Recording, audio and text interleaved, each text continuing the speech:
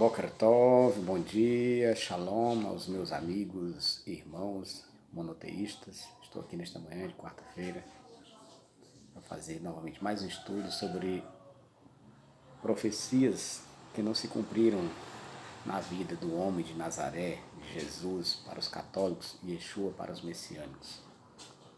Estou aqui com a profecia de número 31, que diz assim: Jesus e Yeshua cumpriu o papel do servo em Isaías 42.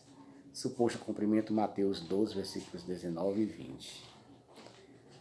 Vamos analisar o texto mencionado, especificamente os versos 1 ao 7, muito usados pelos missionários para dar alguma sustentação à sua tese, refutando tais assertivas ponto por ponto. Primeiro, eis aqui o meu servo, a quem sustenho, o meu eleito, em quem se apraz a minha alma. Pus o meu espírito sobre ele. 3. Ele trará justiça aos gentios. 4. 42:1. Este texto alude ao servo do Eterno. Ora, o que diz todo o contexto do próprio livro do profeta acerca do servo? Quem seria ele? Isaías 41:8 diz assim: Mas tu, ó Israel, servo meu, tu, Jacov, a quem escolhi. Justamente aqui está se falando de Jacov, né? Está falando nem de Jesus, nem de Yeshua. Isaías 44, verso 1. Agora, pois, ouve, ó Jacov, servo meu, ó Israel, a quem escolhi. Isaías 44, 2. Não temas, ó Jacov, servo meu. Jacov, para aqueles que não conhecem, é Jacó, né? Isaías 44, 21. Lembra-te destas coisas, tu, ó Israel, porque tu és meu servo. Isaías 45, 4. Por amor de meu servo Jacov e de Israel, meu escolhido. Isaías 48, verso 20. O Eterno remiu a seu servo Jacov. Isaías 49, 3. Tu és meu servo, és Israel, por quem hei de ser glorificado. Note que só pelas várias referências citadas acima, este caso já estaria mais do que resolvido. Opinar sobre textos tão claros como esses sugere uma indisposição dos missionários em aceitar o que está escrito. Logo eles, que segundo dizem, são estritos aderentes do que diz a Escritura. As passagens citadas acima são tão óbvias que dispensam quaisquer interpretações. A segunda parte do verso diz que nele, no servo, o Eterno se apraz. Naturalmente, aquele a quem ele elegeu, a quem ele escolheu e amou. Isaías 41, 8, 44, verso 1, 45, versículo 4. É aquele a quem ele apraz, em quem ele tem prazer. Os textos citados testificam que é em Israel que o Eterno tem prazer, a fim de cumprir nele seus propósitos. O papel do servo, quando aplicado a Jesus e Yeshua, carece de fontes nas escrituras hebraicas. Aos missionários resta apenas apelar para expedientes extra-Tanar, como o Novo Testamento. Com isso, eles vão para além das páginas das escrituras e forçam a concepção de seu Messias particular como servo, fechando os olhos para a realidade nítida e evidente exarada dos relatos proféticos. Israel é o servo em quem o Eterno tem prazer.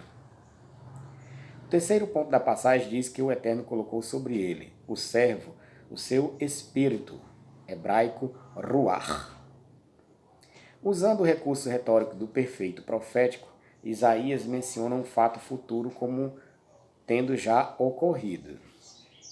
O profeta Isaías, assim como outros profetas, diz que chegará um tempo em que o Eterno colocará seu espírito sobre Israel. Isaías 44, versículo 3, Ezequiel 36, versículo 27 e 39, versículo 29.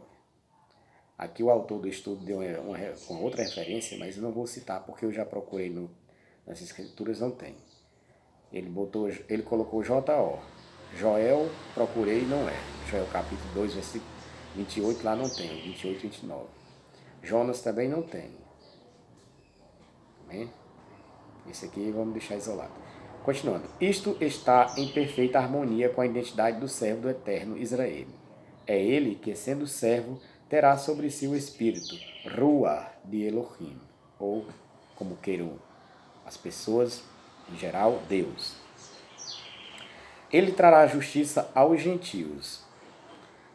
Citando de Isaías 2,3, o Rashi comenta que a justiça produzida entre os gentios, hebraico, Goim, ou as nações, tem a ver com o ensino dos caminhos de Hashem e sobre como andar por eles. Tal ensino é derivado de Yaakov, Israel, pois a passagem diz: subamos ao monte do Eterno, a casa do Elohim de Yaakov, e ele nos ensinará, etc. Naturalmente, não devemos esperar que o próprio Eterno ensine às nações. Ele faz isso por meio de seus instrumentos, nesse caso, Yaakov, Israel.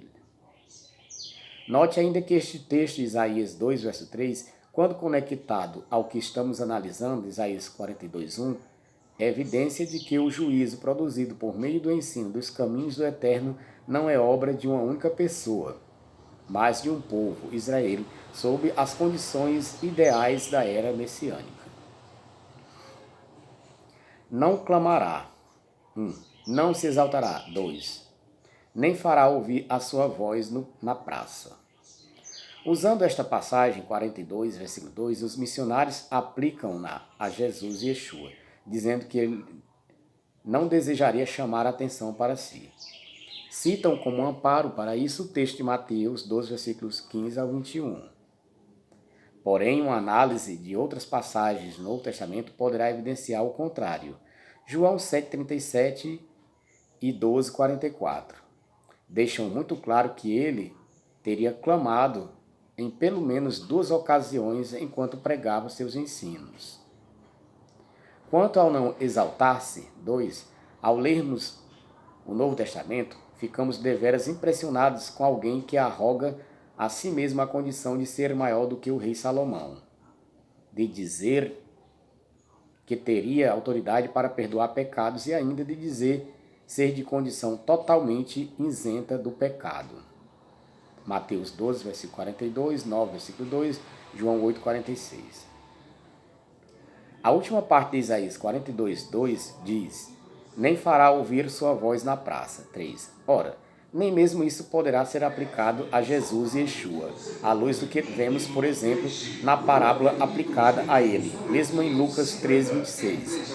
Pelo que ali lemos, há uma evocação a Jesus e Yeshua tem ensinado sua doutrina em logradouros públicos, uma vez que rua e praça são praticamente sinônimos para os antigos judeus.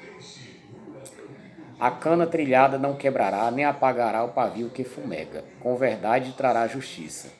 Esta porção do nosso texto, Isaías 42:3, é comentado pelo Rashi da seguinte forma: a cana trilhada não quebrará.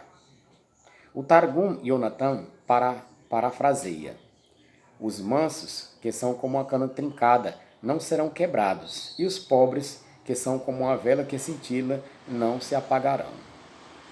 A cana trilhada não quebrará, nem apagará o pavio que fumega. Isto é uma alusão aos sofrimentos infligidos a Israel durante seu longo exílio pelas nações. A despeito de tudo isso, das inúmeras tristezas e da dor que aflige a alma do servo de Israel, ainda assim o povo humilde e pobre que sofre juntamente com os culpados não será quebrado e tampouco será apagado. Fato é que o povo judeu resistiu a todo o mal que as nações procuraram impor a ele. Prevaleceu sobre tudo e ainda hoje está entre nós como a evidência do mais autêntico milagre. Com verdade ele fará sair a justiça.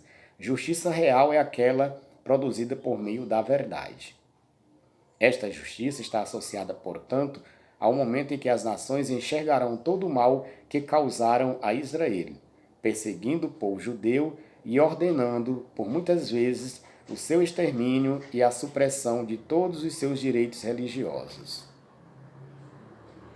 Somente quando os povos perceberem isso é que haverá realmente justiça na terra, não antes. E daí, então, todos os povos, hebraico Goim, entenderão o papel do povo israelita de forma plena e o acompanharão, renegando seus deuses, apegando-se a ele. Zacarias 8:23. E Yeshua, Jesus, por outro lado, teria criticado os da sua geração, que, segundo ele mesmo, seriam cegos e sem orientação. Caso a situação fosse mesmo assim, ele seria culpado de negar ajudar aqueles que via como fracos e prestes a quebrar. Não faltará nem será quebrantado, até que ponha na terra justiça. Se isso fosse mesmo alusão a Jesus e Yeshua, muito teria de ser explicado para que se justificasse sua notória ausência, sua falta entre nós e também sobre seu quebrantamento, sua morte. Afinal, não bastasse os 2000 anos que já se passaram desde que teria supostamente vivido entre nós, também temos ainda a nulidade de suas incansáveis promessas de um rápido retorno, que jamais ocorreu. Entendeu, caros leitores, internautas? Agora, como poderia ele pôr a justiça na terra, sendo que nem mesmo seus seguidores podem evidenciar seu paradeiro? Há aqui duas possibilidades racionais. Ou ele é um mito, vide introdução desse estudo, ou então foi um mortal como qualquer outro e jaz no pó da terra. Uma terceira opção, uma suposta ressurreição após seu martírio, não condiz com o programa estabelecido pelo Tanar, em termos de Mashiach, e pode assim ser descartada como uma mera racionalização de mais um estrondoso fracasso messiânico. Israel, porém, o povo judeu, não faltou e nem faltará, não será quebrantado, destruído, arruinado, sem que antes se processe por meio dele os propósitos de Hashem. É por esta exata razão que este povo sobrevive até os dias de hoje, a despeito de todo o sofrimento e das perseguições sistemáticas visando sua destruição notoriamente pelas mãos daqueles que com isso pensavam estar fazendo a vontade do seu Messias, posto que ele teria reiterado várias vezes no Novo Testamento que o reino já teria sido retirado dos judeus, Mateus 21, 43, e que eles, rebeldes ao seu domínio e reinado, deveriam ser exterminados. Lucas 19, 27. Vemos assim a tentativa frustrada de tirar um para estabelecer outro. E realmente foi isso que aconteceu. Durante esses longos 2000 anos, as nações, os Goim, tentaram destruir o meu povo, o povo hebreu, o povo judeu, o povo israelita, e se acham no direito que eles é que são o novo Israel, o novo povo escolhido. Mentira. O Eterno nunca abandonou, nunca desprezou seu povo e nunca abandonará. E as promessas que o Eterno fez irão se cumprir e estão se cumprindo em nós, que somos servos dele, o povo hebreu, os descendentes de Israel. Baruch Hashem, Baruch Shem Kevod, Shalom, Shalom.